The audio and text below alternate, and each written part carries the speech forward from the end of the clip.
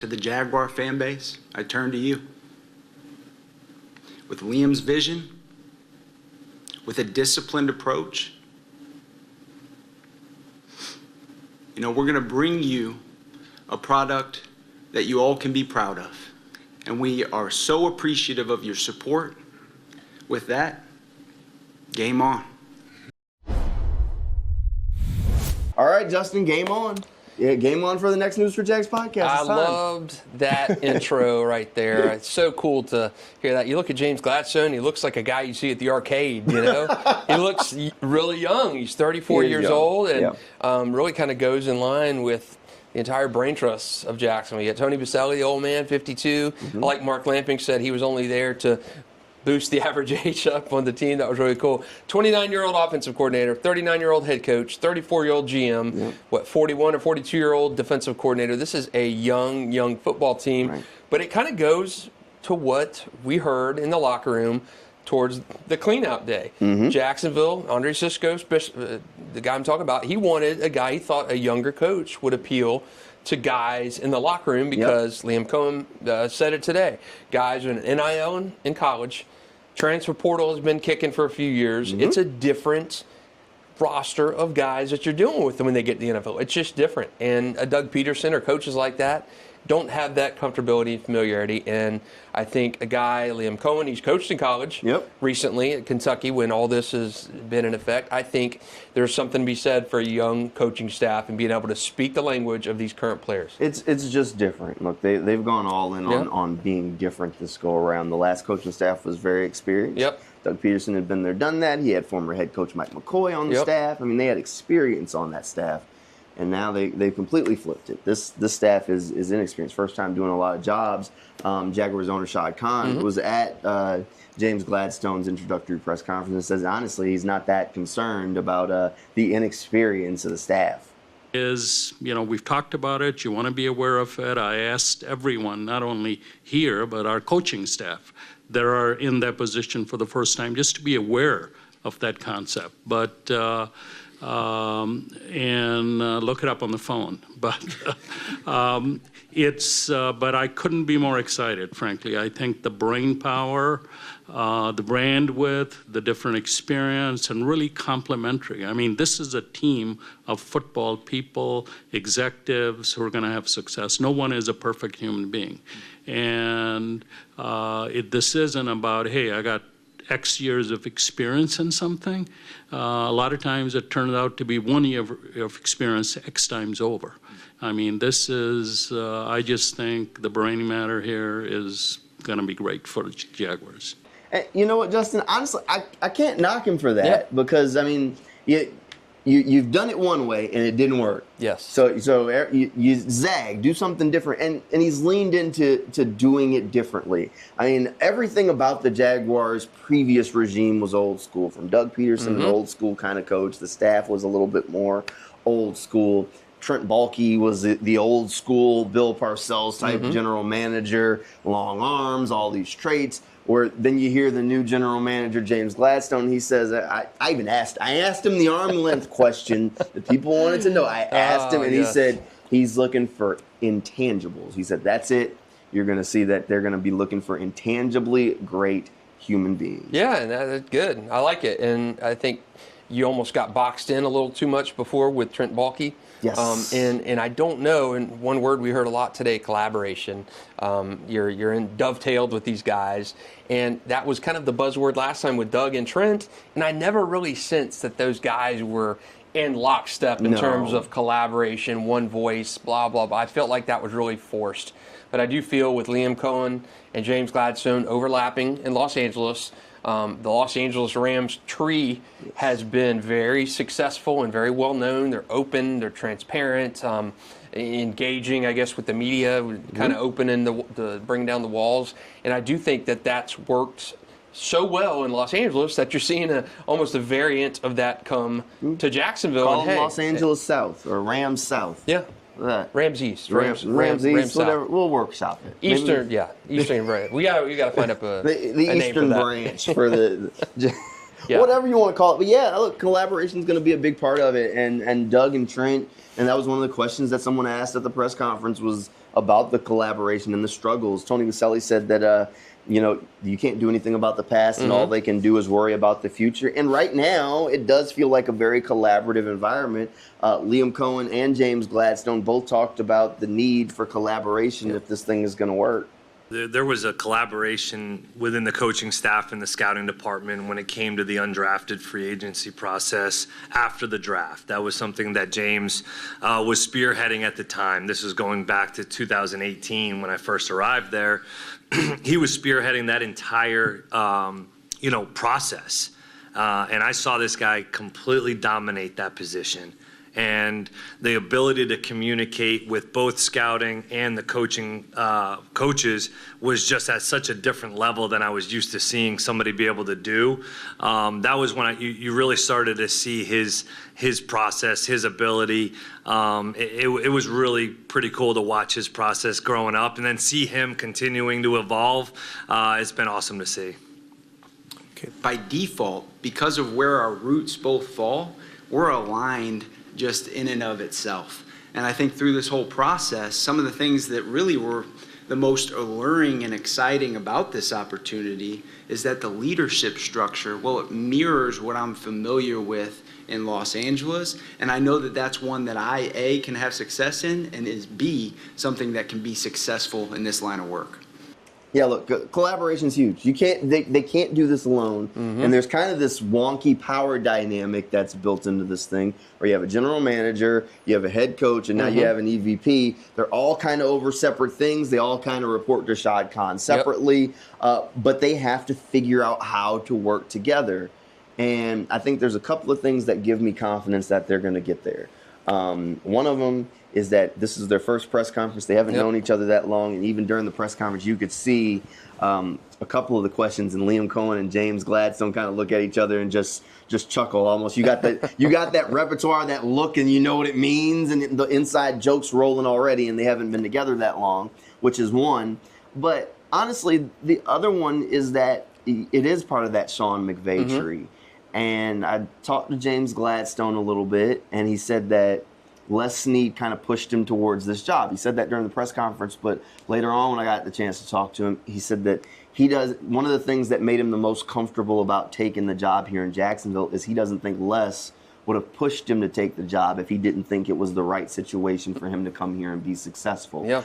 So while he has confidence in what he's seen, but a guy that he looks up to also having confidence that he would be in the right dynamic, in the right location with the right talent on the roster and the right ownership to be successful, gave him more confidence that this was the perfect fit and the perfect time for him to take a job. Yeah, and that says a lot to Les Snead and that Rams kind of pipeline, that Rams tree is, hey, you want your subordinates, you want guys that you've coached and brought up and seen grow in their careers to go into the best situation. And you look in a situation like this, had you come into a scenario where, hey, Doug Peterson was still here and you're bringing in James Gladstone or Liam Coen and you're having to come in a situation when Trent Baalke's there. That's a little different. You're not thinking that's the same setup. But in Jacksonville, Gladstone and Liam Coen worked together for 4 years in Los Angeles. I thought a telling quote from Liam today was he looked at James Gladstone when James was overseeing the undrafted free agents. That's kind of a thankless role. The draft picks kind of get the things, but you're just combing through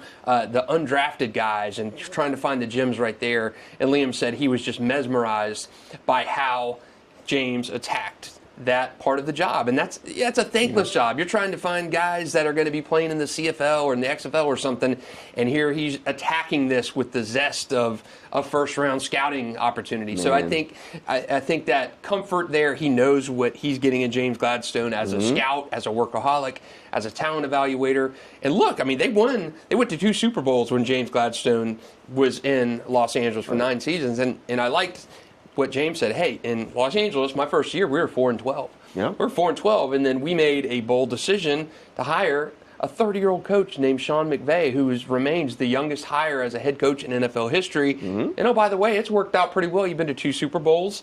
You've drafted well.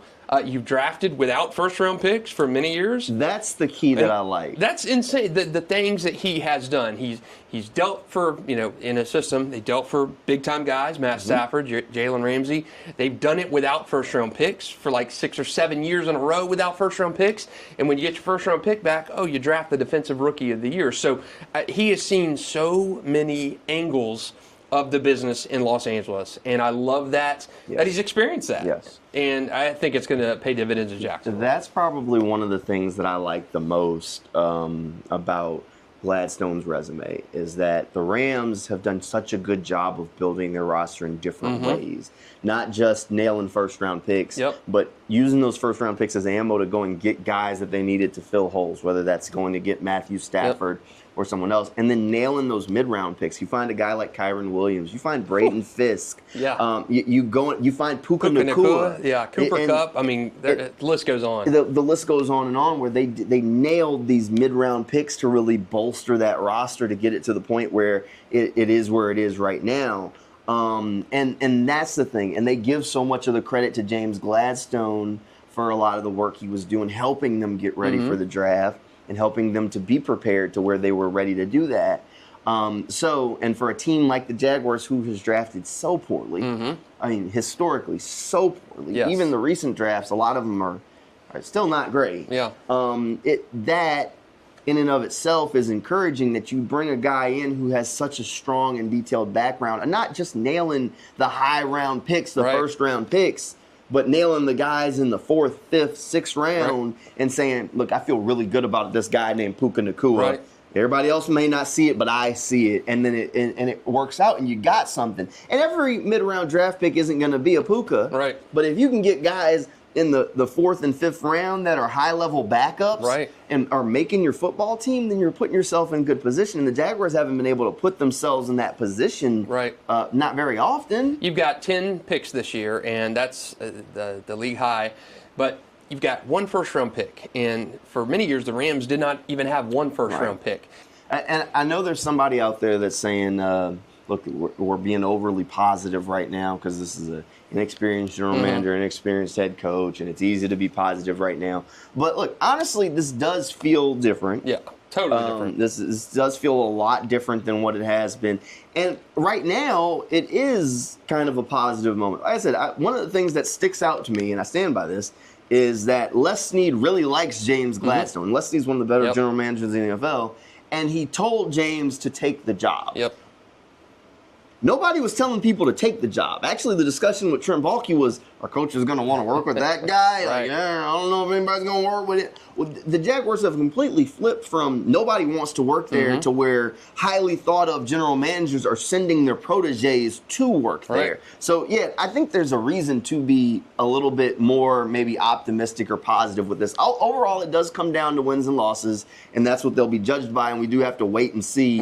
I mean, what the work does and what the work ultimately says about it. But when you've got people recommending people to come here, I think it's different. I just feel like this is a different kind of day, and it does feel that way because as opposed to where, I mean, we can go back through hiring cycles where they were having to, bend over backwards to try and attract people to come and take jobs in Jacksonville. I mean, the Doug Marrone hire. No coach really wanted to come to Jacksonville and take over that roster, so they kind of defaulted into him, right?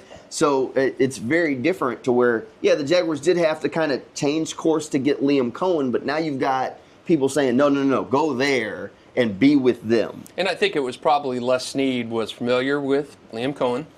I think he probably talked to Sean McVay, and Sean said, hey, he's ready for this. And when you got guys who overlap together, I don't think Les Snead would have sent his protege, a guy he plucked off the street in 2016, how young was he? 28, and now he's longer ago than that, probably 26, 27 at that time, where he plucked him off the street, and he was coaching high school football and brought him into the Rams organization. This guy is a up-and-comer, a diamond in the rough kind of guy they wanted to hold on to. I mean, he's been coaching in the NFL or been executive in the NFL for 9 years. He's not just a first-time guy. So I do think this was probably the perfect situation where the Rams gave their blessing and said, hey, you're going to be good in this role. And it's optimism season. Everybody in the NFL in baseball, whatever sport it is, everybody's optimistic at this time of year, whatever the case may be.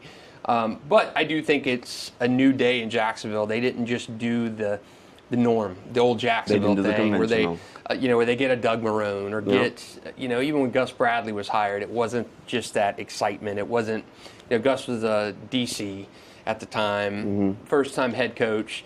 Those rosters that Gus Bradley had and Dave Caldwell had were, if not the worst in franchise history. Sure. Some of the top 2 or 3 in franchise. They were terrible, and this roster's not like that. And I do think Jacksonville, contingent on Trevor Lawrence taking an next step, is in that cusp of where you can make, I'm not going to say worst to first kind of deal, but I do think contend for that AFC South championship in the first year. I mean, you got a quarterback, a franchise quarterback when he's playing at his peak, and we've seen it from Trevor. 18-game sample size of Trevor between 22 and 3 was fantastic. Right. You've got a quarterback who's shown he can win, needs some refinement. You've got defensive cornerstones in place, the 5th pick in the draft, some cap room to make some changes, and I think a front office that is going to be, for the first time in some time, on the same page and truly in unison. Yeah, I think they're on the same page. I mean, this is definitely the first time in the last 2. I mean, this is going to be the third regime. I mean, Urban, they weren't on the same page. Doug, they weren't on the same page. Now you've kind of got it where people are locking step. Now they do have to kind of hit the ground running because free agency is 2 weeks away. The combine this week. Combine, literally, they wrapped up the press conference and we're trying to get to Indy. Liam Coen and James Gladstone, we're recording this on Monday. They're speaking on Tuesday. Going to be a first time for both of them doing that.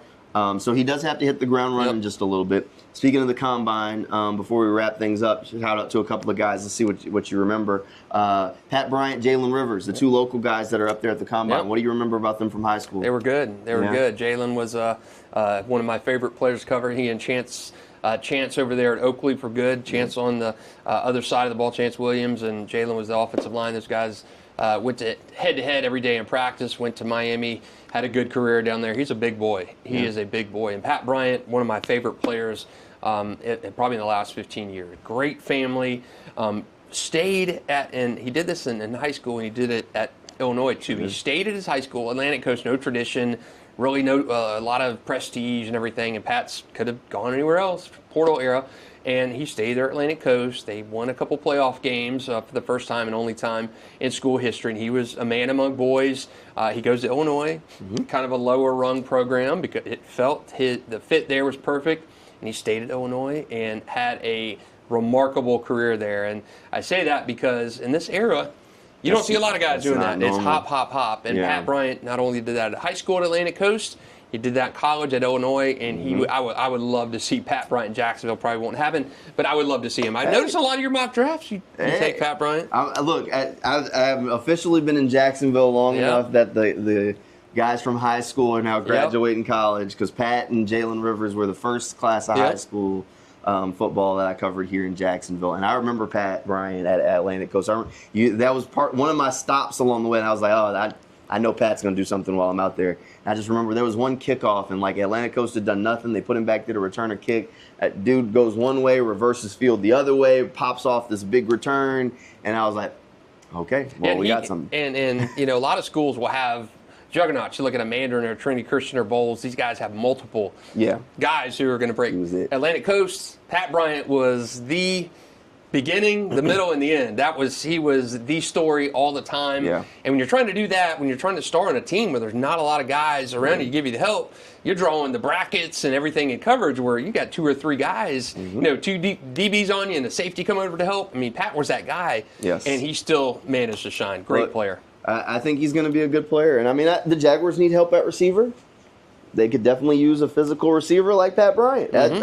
He's popped up in a mock draft for 2, and whenever I finally finish out my guys list, he'll probably be on there too. I like him as a player. He had a fantastic year for Illinois. Yes. I think he had 3 game-winning touchdowns or something crazy, which is insane. So we'll be keeping an eye on him. We'll try and catch up with both of those guys during the lead up to the draft process and see if maybe one of them can land here back in Jacksonville. I mean, his Twitter handle is Duval Pat. So, I mean, it's only right that they bring him back to Duval, right? I love covering Pat. He's got a great family, and just to me, in this era of portal and no loyalty, I mean, he found something Atlantic Coast, stayed there, watched it grow, paid off. found something at Illinois, watched it grow, paid off. And it just something, Mac Jones at Alabama. I mean, there's been so many of those good stories that guys have stayed, paid their dues, and seen it pay off. And Pat Bryant is just the latest example of that, and he's going to do great in the NFL. Yep. All right, that'll do it for this episode of News for Jags podcast. Combine is later this week. We'll have one of these rolling out, maybe talk a little bit about some of the results from the Combine, and definitely the guys that the Jaguars are going to be keeping an eye on: Travis Hunter, Mason Graham, Tatoria McMillan, maybe. Get a little crazy, so we'll start diving a little bit more into the draft, and plus free agency is right around the corner, so we'll have to talk a little bit about that. Maybe in an episode coming your way next week, maybe a couple of targets that the Jaguars could be looking at. It's coming soon. Yeah, that salary cap went up as well, too. Man. Every year, yeah. It has been the off season for so long, but it does not felt like it has slowed down for the Jaguars to this point. They finally got a GM, so maybe now we can finally hit the brakes and start to think about some of the other stuff like free agency and things. It's coming. And been following all the reports every day. I try to look on ESPN and see if there's any mock drafts or anything out. But I did see a couple good reports on ESPN and suggest that maybe Evan Ingram could be on the way out. Christian Kirk could be on the way out. A lot of moving parts, a lot of stuff to cover in the coming weeks. A lot of stuff to talk about. So you want to make sure that you stay tuned to the News for Jags podcast. You can subscribe wherever you get your podcast. Make sure you leave us a 5-star rating while you're there. Hey, thanks for hanging out with us, and we'll see you next time.